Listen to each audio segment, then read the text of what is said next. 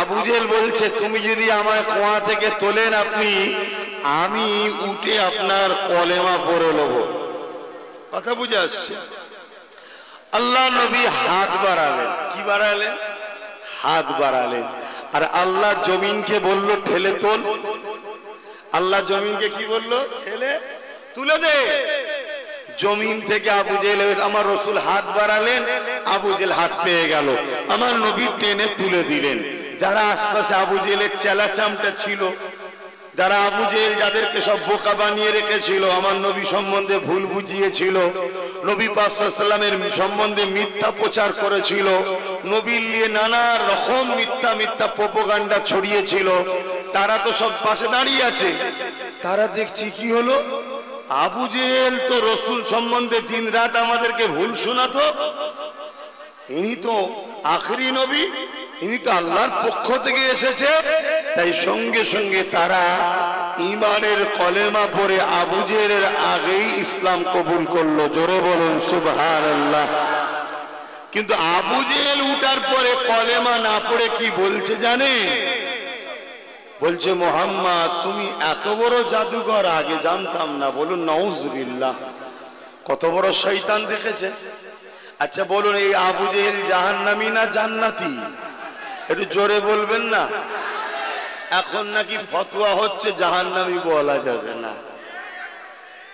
এসব বাগান ঠিক করছে জাহান্নামীরাই, এসব বাগানে বলে বলে ঠিক করছে জাহান্নামীরাই। কেন? তারাও জানে আগামী দিন আমাদের ঘরেও তো জাহান্নামী ফতোয়া দেবে।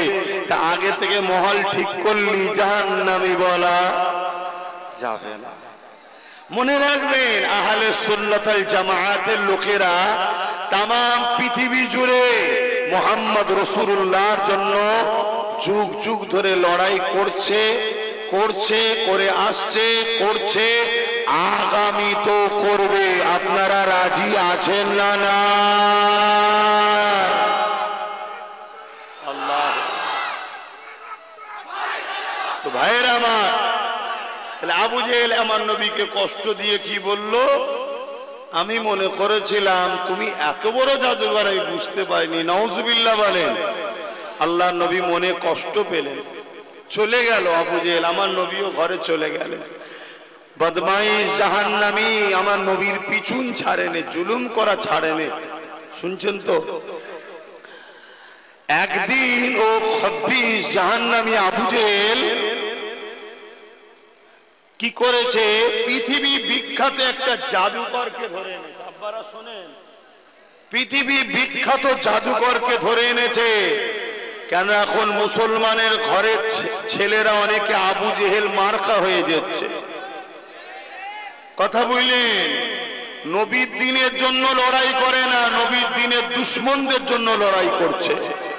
মাদ্রাসার জন্য লড়াই করে না, যারা মাদ্রাসাকে মিটাতে চাইছে তাদের জন্য লড়াই করছে। অবশ্যই এরা আবু জেহেল মার্কা। এদের হাসর নাসর আবু জেহেলের সাথেই হবে। আবু জেহেল যদি জান্নাতি হয়, এরাও জান্নাতি। আবু জেহেল জান্নাত যাবে তো? কথা বুঝে আসছে? এজন্য আমি কথা কোনো বলছি, মন দিয়ে শোনেন। সেদিন মুনাফিকেরা, সেদিন ইসলামের দুশমনেরা আমার নবীকে মিটাতে চেয়েছিল।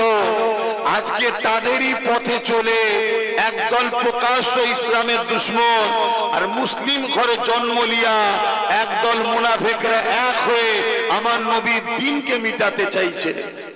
আমরা বেঁচে থাকতে মেনে নেব? জোরে বলুন। যে যার গ্রামে সংগঠিত হন, যে যার গ্রামে ঐক্য হন, যে যার গ্রামে একতা হন। দ্বীনের উপকার যদি করতে না পারি, দ্বীনের ক্ষতি আমরা করব না, আর ক্ষতিকারককে ক্ষতি করতে দেব না। প্রয়োজন যদি হয় ফাটাফাটি লড়াই করার, আমরা লড়াই করতেও রাজি। কারা রাজি আছেন হুজুরের জন্য হাত তুলে দেখান। মহব্বতের তাকবীর দেন, নারে তাকবীর। আরো উচ্চ আওয়াজে নারে তাকবীর। বাঁকুড়া মানুষের আওয়াজ এটা নয়। বাঁকুড়ার মানুষের আওয়াজ, বাঁকুড়া মানুষ অনেক কড়া হয়, অনেক মজবুত হয়, অনেক কষ্ট করে এরা বড় হয়েছে, অনেক গরিব, অনেক খেটে খুঁটে হালাল ইনকাম করে। এখানে ভেজাল খুব কম, এখানে ভেজাল খুব কম, এ মাটি খুব শক্ত মাটি, এ মাটিতে হুজুরের বিরোধী করা খুব মুশকিল ব্যাপার। তাই মুহাব্বতে বলুন নারে তাকবীর, লব্বাইক ইয়া রাসূলুল্লাহ, লব্বাইক ইয়া হাবিবাল্লাহ, লব্বাইক ইয়া সাইয়্যিদুল মুরসালিন, রাহমাতাল লিল আলামিন।